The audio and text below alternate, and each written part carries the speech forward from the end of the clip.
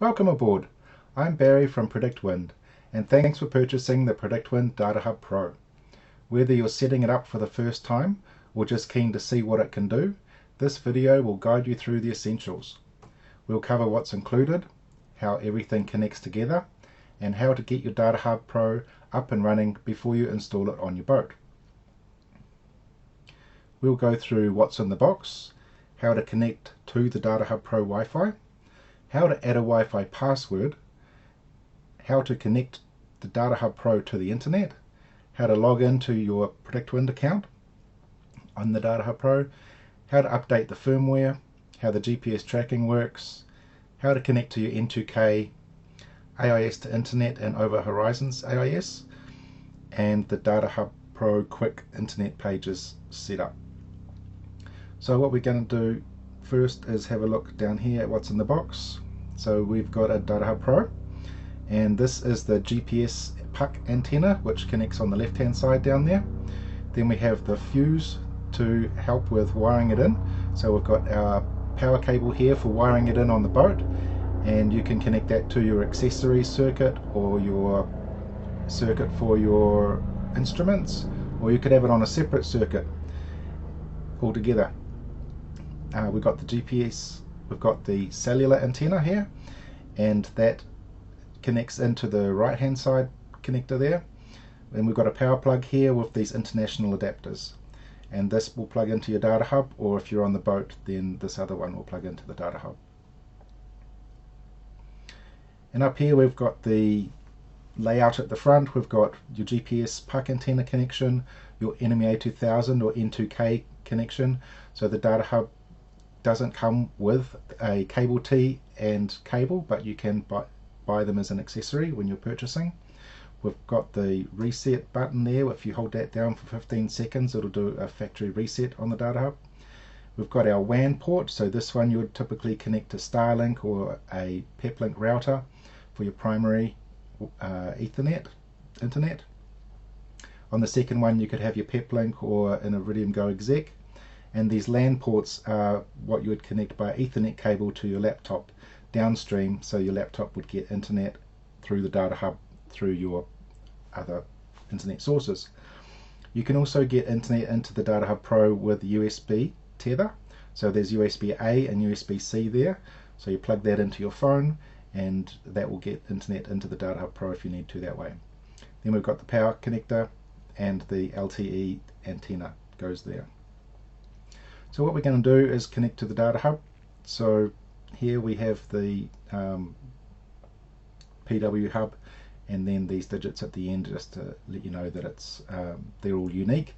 And we can see there's no padlock here, so the Wi-Fi is open. So it's easy to join, and the first thing we want to do is get it locked down. So we are now connected to the hub, so we're going to go and open a new tab. And then we're going to type in 10.10.10.1, 10.10.10.1. So the default password is admin, lowercase, ADMIN, and we log in. Okay, so now we're going to go to the Wi-Fi tab, and we're going to go to the DataHub Wi-Fi, and as you can see there's no encryption.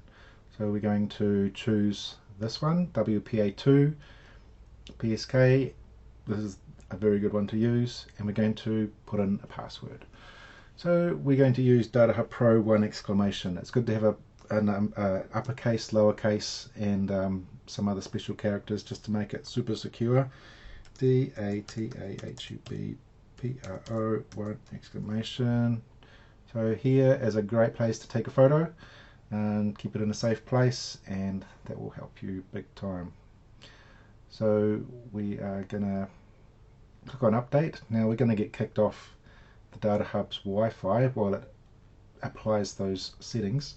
We will keep an eye on this page here, and here we can see the PW hub is there. Let's select that one. Here we go. DATAHUB PRO 1 exclamation. Double check that looks good and join. Now we can connect the DataHub to the internet. So we're going to enable this. What it's doing now is it's turning on that 2.4 gigs Wi-Fi radio, Just going to do a quick scan of our Wi-Fi around us. I am going to connect to my BAS 2.4 and I'll put the password in there. I'm doing this at home, and this is for setting up your DataHub at home. You'll do this again down on the boat if you're going to join your Starlink, for example, then you'd be doing this again to get Wi-Fi to the DataHub on the boat. Okay, so we're connected to our Wi-Fi here. Next thing we're going to do is to log into our account. So here is where we put in our PredictWind email address and password, datahub@predictwind.com, and our password.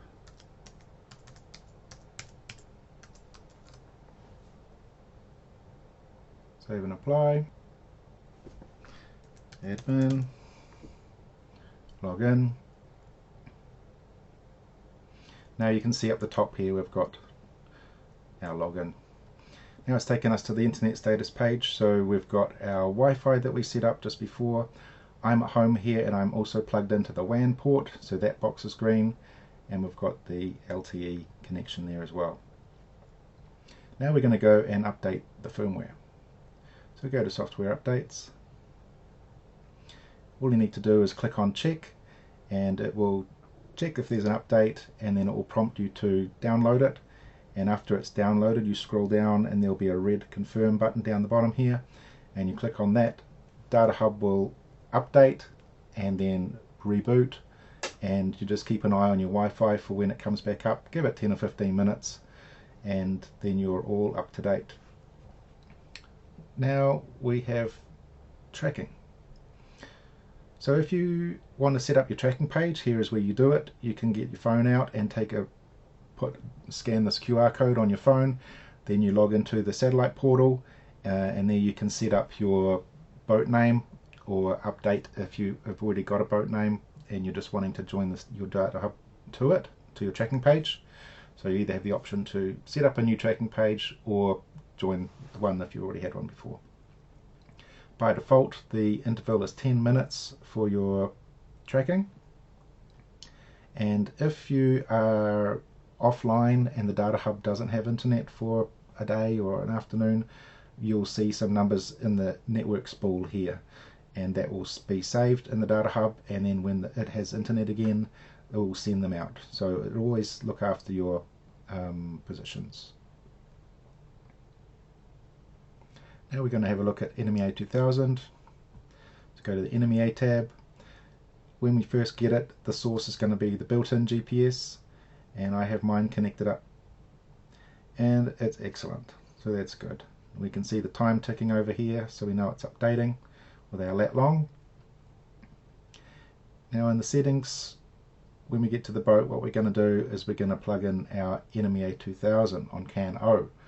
So we're going to go down to here and hit save and apply, and that will bring in all the data from our boat, depth, speed over ground, wind, all that data, and then we can see that when we go to the navigation tab.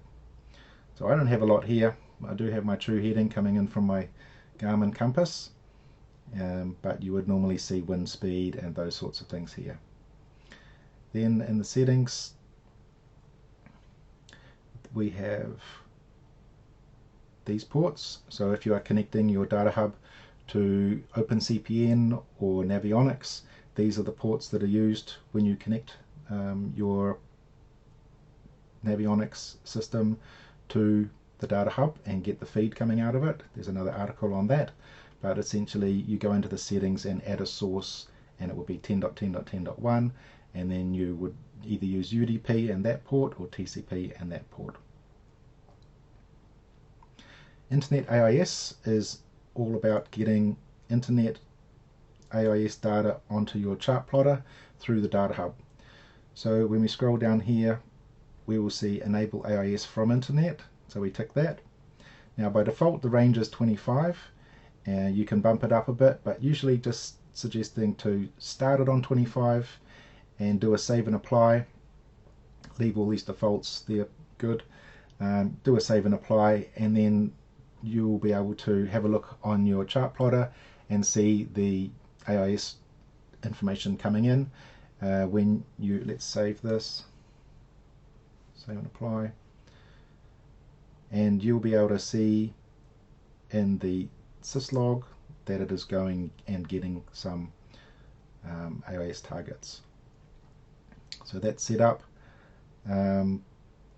N2K filters are useful. So here we are going to tick internal GPS so that it will also use our built-in GPS that we tested before. So we want that enabled, and we're going to turn on our N2K filters, and we want our primary GPS to be the best one on the boat. So I've got this Garmin GPS 24XD here in my office, and that's a really good example of a good GPS to have up on the top of your boat. And you may also see here a bunch of others. You might be able to get a GPS feed from your chart plotter with its built-in one, but you really want to choose the best one on your boat that's on all the time. So if you turn off your chart plotter, this NMEA 2000 GPS is still going to have a feed, and you can do the same with those other sensors if you've got preferred ones that you want to use, and then do your save and apply. So now what's going to be the case is that if this GPS is available, DataHub will use it. If it is not available, then it would fall over to the internal GPS as your backup. If you happen to have your boat electronics off but the DataHub on, it can still send a position report. So that's a really good place to get to. Now we're going to look at internet. If you have an Iridium GO exec, here is where you would go to enable it, and you have the options here to do tracking, your polars, and get AIS via your exec. You'd want to do that if you've got the unlimited plan or the PredictWind plan to get your AIS through the Iridium. This will enable it to get it from Iridium if it doesn't have another way to get it. So if you've got your Starlink on and your Iridium GO exec hooked up, it will use first the least cost way to get it. But if everything's off and you've just got your exec on and you're sailing, you'll be able to get over the horizons AIS through it as well. And then if you have a PredictMail account, then you can enable that there and do your save and apply. If you have an Iridium GO, similar thing, ticking it, yep, we're going to use Iridium GO. Now when you are seeing polars, the polars, if you enable that, AI polars are going to be sent regardless of whether you have a Pro account, and it will remember that telemetry that is being sent from your AI polars. So when you do decide to go up to Pro, if you haven't already, then it's going to have that history of how your boat sails, and your AI polars will get updated when you move up to Pro if you are not already on it. So it's good to have your AI polars on always. This is similar. And then Starlink, if you have Starlink, then you want to, yeah, that's just turning on AI polars basically. AI polars can also be turned on here. If you would just enable that, then it's going to use a little bit extra data, but not a lot. So when it sends out your position report, it will also send out your AI polar data, building up those AI polars so that when you want to use it, it's really good. Well, that brings us to the end of our tour of the PredictWind DataHub Pro. Hopefully you've got a feel for the possibilities it opens up, and you're ready to get everything connected and underway. Whether it's tracking, AIS, weather routing, or simply staying connected offshore, the DataHub Pro is designed to help you get more from every voyage. Thanks for spending some time with us today. Fair winds as you begin your DataHub journey.